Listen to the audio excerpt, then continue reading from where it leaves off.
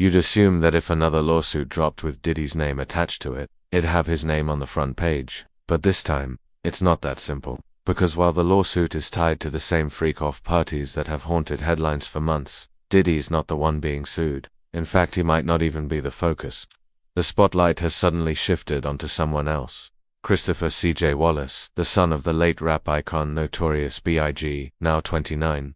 Wallace has mostly kept a low profile in the industry despite the enormous weight that comes with his last name. He's dipped into music, fashion, acting, even cannabis ventures, but scandal. Until now, that wasn't his lane. That all changed the moment a music producer accused him of being much closer to Diddy's most disturbing underground parties than anyone could imagined. In a claim that shocked not only fans but insiders, Wallace was accused of hosting a party that allegedly became the setting for a sexual assault carried out by Diddy himself, among other disturbing allegations. And the source of these claims? A man who used to work with Wallace, producer Jonathan Hay. But Wallace isn't just shrugging it off. He's fighting back hard with a defamation lawsuit of his own, claiming that Hay's story isn't just false, it's malicious. And worse, Wallace says the whole thing exploded after a business deal between the two of them fell apart.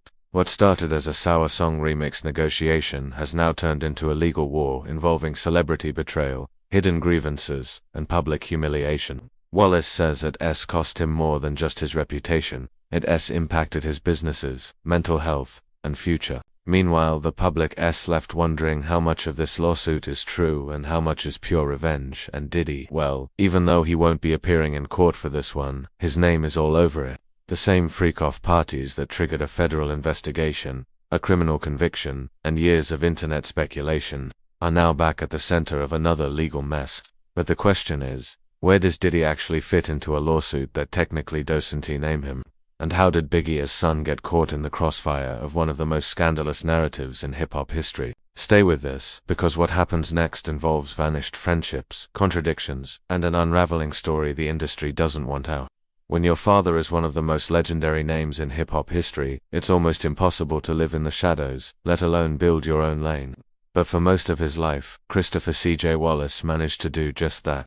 Born just months before his father, the Notorious B.I.G. was murdered in 1997, CJ's life was shaped by fame and tragedy before he could even speak. Raised by singer and actress Faith Evans, and guided by some of the most powerful voices in music, CJ could have easily leaned into the spotlight. But that's not how his story unfolded. He dipped into acting early, famously portraying his father in the 2009 biopic, Notorious, at just 12 years old, a performance that introduced him to the world not just as Biggie's son, but as a standout talent on his own. Most assumed this would launch a full-blown music or acting career, but instead, Wallace made an unexpected pivot: entrepreneurship. Over the next few years, CJ kept low, working behind the scenes on music production and developing business ventures aimed at redefining his identity, not just as Biggie's son, but as a creative and cultural force. One of his most visible projects, Frank White, his cannabis and media brand named after his father's alter ego. Through Frank White, CJ blended music, wellness, and culture, building bridges between social justice work, cannabis advocacy, fashion, and legacy branding. His right-hand man through much of it, Willie Mack, a fellow creative entrepreneur with deep roots in both the cannabis and media game. The two collaborated on several joint ventures and positioned themselves as part of a forward-thinking generation of black creatives taking control of their narratives. Together, they built an image defined by vision, not controversy. So when headlines started dropping in late 2024, tying Wallace and Mack to Diddy's alleged freak-off circles, it was jarring. Here was someone who had intentionally stayed away from the chaos of celebrity drama, now suddenly accused of being involved in one of the most toxic scandals hip-hop has seen in decades. Of course, Wallace denies everything, but with his name now circulating alongside whispers of illegal parties, celebrity mistreatment, and false accusations, the public perception has started to shift. For the first time, CJ isn't just part of hip-hop royalty. He is part of a swirling controversy that threatens to pull his legacy and his father's into a narrative neither of them ever signed up for. And it all began with one man, a music producer with a grudge, a failed remix, and accusations that would send ripples across the industry. If there's one name in this entire legal mess that feels like it came out of nowhere, it's Jonathan Hay. But the deeper you dig, the more it starts to make sense. For those unfamiliar, Hay is a music producer, but that's just the surface. Over the years, he's carved out a reputation as part industry insider, part tabloid magnate, someone who often hovers in controversial spaces, sometimes by design. Back in the late 2000s, he made headlines for one of the most bizarre PR stunts in hip-hop history. He admitted to planting a fake story about Rihanna and Jay-Z having a sex tape just to create buzz for one of his artists. That's not just questionable ethics, it's straight-up nuclear-level scandal bait. And it wouldn't be the last time Hay maneuvered in messy territory to get attention. Over the years, he's worked with artists across rap and R&B, but always seemed to find himself in situations that blurred the line between promotion and provocation. And now he's back in the headlines, but this time, not for a publicity stunt. He's at the center of serious allegations, and a defamation suit that could permanently damage his already fragile credibility. Here's how it all started. Back in 2020, Hay was reportedly collaborating with C.J. Wallace and Willie Mack on a remix of the track Ready to Dance. The project looked promising, a chance to fuse creative visions and merge Hay's production experience with Wallace's growing brand. But somewhere along the way, things unraveled. Negotiations stalled. Creative differences reportedly surfaced. And ultimately, the deal fell apart. No one went public with drama at the time, but behind the scenes, things were already heating up. By 2021, Hay began making claims that suggested something wasn't just professionally off, it was deeply personal. He accused Mack of inappropriate and abusive behavior, though without filing any official reports. Then, as the years passed, his accusations escalated, building into the 2024 bombshell when he accused both men of actively participating in and facilitating events tied to Diddy's freak-offs. Even more explosive, Hay claimed he was sexually assaulted by Diddy at Wallace's house, and that Wallace was part of a close, possibly romantic relationship with Mack, insinuating a cover-up or hidden alliance linked to those parties. Wallace has denied every part of this, and now he's pursuing justice of his own. But the timing of these allegations, hard to ignore, because up until that Ready to Dance project failed, there was no public tension, no scandal, no lawsuit. But soon after that deal went cold, the allegations started surfacing, and they weren't just damaging, they were designed to destroy reputations. This is where things go from frustrating to downright disturbing. According to Jonathan Hay, what started as a failed music collaboration became something much darker.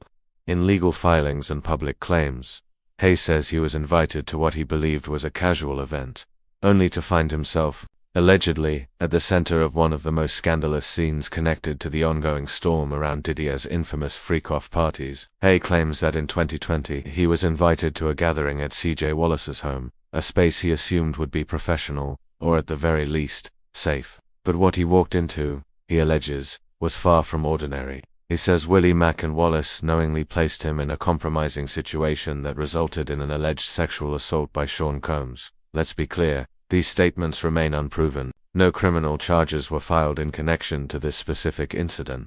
Wallace and Mack have vehemently denied all of Hay's claims, and say they're nothing more than fabricated attacks meant to sabotage their reputations. But Hay didn't stop at that one allegation. He also claims that Wallace and Mack were more than just passive participants.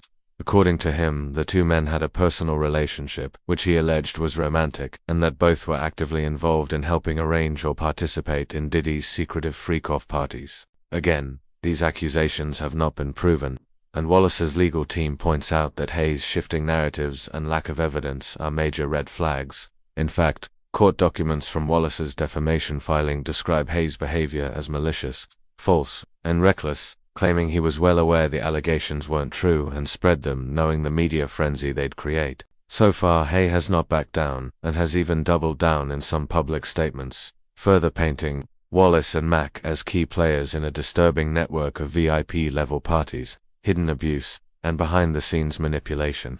As of now, no other sources have confirmed Hayes' version of events, and there's no verified proof linking Wallace or Mack to any criminal activity. But even without hard evidence, the story just being told carries massive weight, because in the era of high-profile celebrity scandals, mere association with this kind of accusation can stain reputations permanently. And when the words freak off and Diddy are involved, people listen even if the full truth isn't there yet. Wallace says it's all part of a character assassination. Hayes says he's telling the truth, but who's actually lying? And what pieces of the story are we still not seeing? By now, you've probably heard the term freak-offs. Behind the catchy nickname lies one of the most chilling and talked about rumors in recent music industry history. And even though Diddy isn't the one being sued in the Wallace case, it's impossible to separate the lawsuit from the deeper, darker world those two words represent. Rumors about Diddy's elite, invitation-only parties had circulated for years, but what was once whispered about in private circles exploded into public conversation after a string of lawsuits hit in late 2023, and federal agents raided Diddy's properties in 2024. When the so-called freak-offs went from coded industry slang to a full-blown scandal with real names, real survivors, and real danger. According to multiple lawsuits and statements from accusers, these weren't just wild parties, they were carefully orchestrated events with disturbing power dynamics.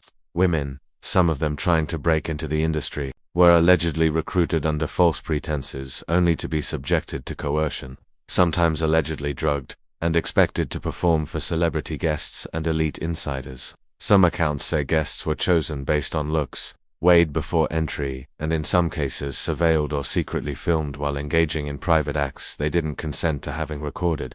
Several women described the atmosphere as tense and predatory, a mix of glamour, fear, and manipulation. Among the most damning stories came from Cassie, Diddy's former longtime partner, who filed a civil lawsuit in 2023 detailing a pattern of control, abuse, and forced acts she says took place during and surrounding these parties. The case settled quickly, but not before inspiring other accusers to come forward. Some lawsuits are still pending, others were thrown out. But through it all, one phrase kept showing up in the background: freak-offs, and that Jonathan Hayes claims that he was assaulted during one of these exact events, allegedly at Wallace's house, hit so hard. It's the overlap that's impossible to ignore, because even if Wallace isn't directly linked to Diddy's legal troubles, the imagery, accusations, and trauma behind the freak-off story lie at the heart of both cases. It blurs the line between what's personal and what's systemic, between isolated accusations and a hidden culture. And that culture, according to Wallace's legal team, is now being used against him as a weapon of defamation. But C.J. Wallace isn't staying quiet. In fact, in the next twist, he files his own lawsuit, and what he alleges about Jonathan Hayes says a lot about who might actually be telling the truth. For C.J. Wallace, this wasn't just a case of bad press, it was personal, deeply personal. After Jonathan Hayes' explosive allegations started making rounds, accusing Wallace of facilitating a private party where Diddy allegedly assaulted him, and further fueling speculation about CJ's involvement in so-called freak-offs, the backlash online was immediate. Blogs picked it up, forums erupted, and suddenly, Biggie's son, someone who had spent his entire life avoiding that kind of chaos, was being pulled into one of the darkest narratives in the industry. Within weeks, Wallace made his move. In mid-2024, he filed a bold defamation lawsuit against Hay, accusing the music producer of fabricating damaging lies purely to ruin his reputation. According to the filing, Hay acted with actual malice, meaning he knew what he was saying wasn't true, or simply didn't care if it was. Either way, it is a high legal threshold, and one Wallace's legal team believes they can meet. The lawsuit says the impact of Hayes' false claims has gone far beyond embarrassment. Wallace claims he suffered emotional distress, humiliation, and even loss of professional opportunities, including stalled business deals, partnerships, and trust within the tight-knit entertainment and cannabis investment spaces where he and Willie Mack operate. And then there's the weight of his name. This isn't just C.J. Wallace trying to clear himself professionally, it's about the legacy of the Notorious B.I.G., a legacy C.J. has carefully upheld, protected, and carried for decades. Having those two names, his and his father's, now dragged into the same headlines as sex rings and trafficking rumors, that's a level of damage that can't be measured in clicks. Wallace is demanding compensatory and punitive damages, though the final amount will be determined by a jury. But it's not just about the money. According to court filings, what Wallace ultimately wants is a clear legal ruling that says, these statements were false, destructive, and meant to harm. Nothing more. But here's where things get unusual. The lawsuit also reveals that Wallace believes Hay didn't act alone. Buried in the filing is a line stating that the defamatory narrative was amplified through malicious coordination on social media and press outlets. Whether that suggests a broader conspiracy, a PR campaign gone rogue, or something worse, is unclear. But it opens the door to further legal drama, possibly even drawing more names into this mess. CJ's sending a message. This isn't just about defending himself, it's about drawing a line in the sand between truth and opportunistic exploitation, and whoever crosses it, celebrity or not, might be next. But if Wallace and Mack are completely innocent, why is this line about coordination so vague? Could that turn into a liability, or is there something even bigger brewing behind the scenes? So far, most of the headlines have focused on C.J. Wallace, but if you look a little closer, there rests another name at the center of the lawsuit, one that hasn't gotten nearly as much media attention, yet could hold just as much weight in how this plays out: Willie Mack. Now, unless you're deep in the entertainment or cannabis space, Mack's name might not ring any bells. He's not a rapper, he's not chasing clout, but behind the scenes, he's a key business player, entrepreneur, and the co-founder of several projects with Wallace, including the socially driven cannabis brand Frank White. Their partnership has been solid for years, built on both creative alignment and their shared mission of pushing culture forward. But now, Mack's being pulled into a lawsuit with heavy implications, and not just as a bystander. According to Jonathan Hay, Mack was actively complicit in everything he claims happened. That means not just being in the room, but helping arrange, facilitate, or protect what Hay described as a deeply inappropriate and abusive environment. One of the most shocking accusations: Hay claimed that Mack was Wallace's boyfriend, a characterization that appeared in legal documents not as a factual statement, but clearly as an intentional dig, part of the defamatory statements Wallace and his team are pushing back against. For Wallace, this wasn't just untrue, it was targeted character defamation, designed to humiliate, spark rumors, and cast doubt on his professional and personal life. And yet, throughout this, Willie Mack hasn't said a word publicly. His silence is strategic, but also risky. In a story dominated by loud accusations and passionate denials, Mack is the quiet figure who might actually know the most about what really went down, both during the failed business relationship with Hay and the accusations that followed. Legal experts watching the case say Mack's next move could be pivotal. If he speaks out, whether in the form of a counter-lawsuit, a public statement, or courtroom testimony, it could shift the narrative in either direction. If he remains quiet, it may allow the rumors to evolve unchecked. It raises legitimate questions. Why no formal denial? Is he protecting himself or protecting Wallace, or is he just staying above the noise? Wallace's team appears confident that Mack is standing with them, shoulder to shoulder. But in legal battles like this, unspoken partnerships can crack without warning, and in a case already packed with secrets, silence might be the loudest move of all. While C.J. Wallace fights to clear his name, the shadow that lingers over the entire situation is still the same: Sean Diddy Combs. By the time Jonathan Hay's accusations connected back to Diddy's infamous frick-off parties, the former music mogul was already deep in the kind of legal storm that most celebrities don't walk away from unscathed.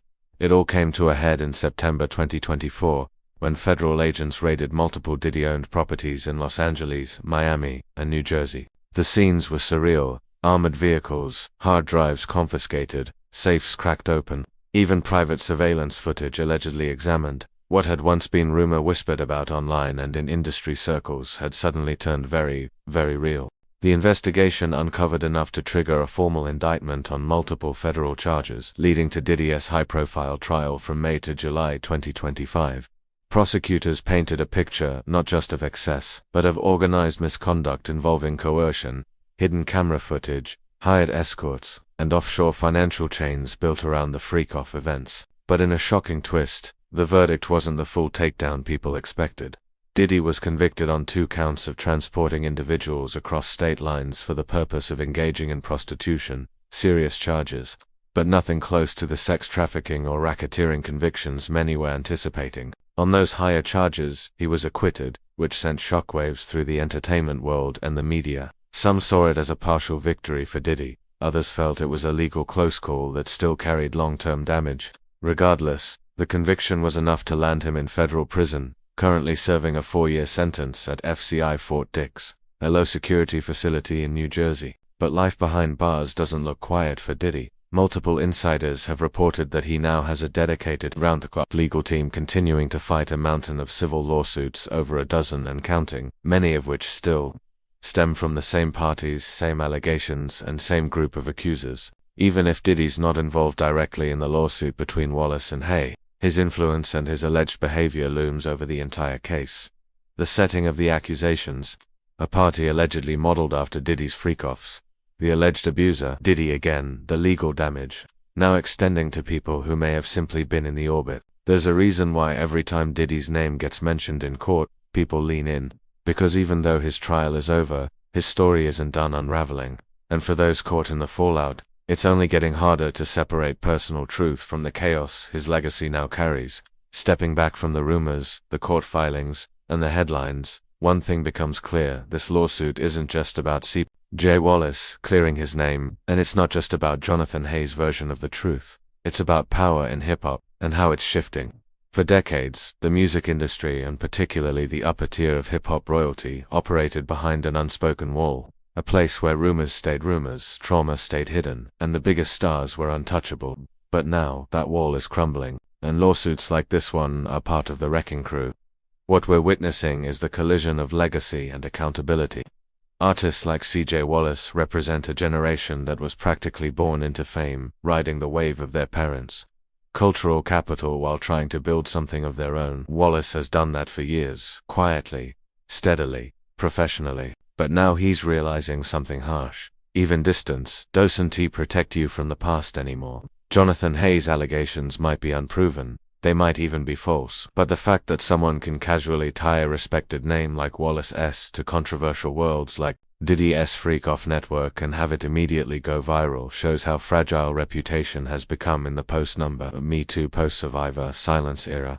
Once upon a time, music moguls and their protégés hid behind legal teams and powerful PR machines. Now, screenshots, rumors, and social media posts can do as much damage as a guilty verdict. And even when you're not the one being charged, just being in proximity is enough to make the fallout personal.